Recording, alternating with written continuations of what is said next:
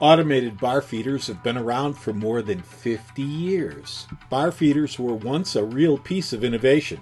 Today, no one gives them a second thought except when looking at their P&L and seeing their bottom line fatten up because they're running jobs with less labor.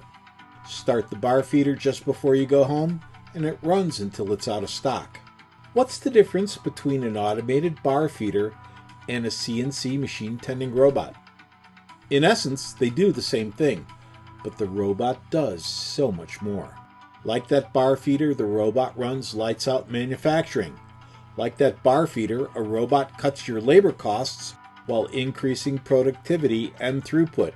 And the robot helps you keep delivery promises so you keep your customers smiling. To learn more about how easy it is to go from human hands to robotic grippers in just 5 days, call us at 866-952-9020 and then press 1 to talk with a human. RoboJob-USA, first in CNC automation.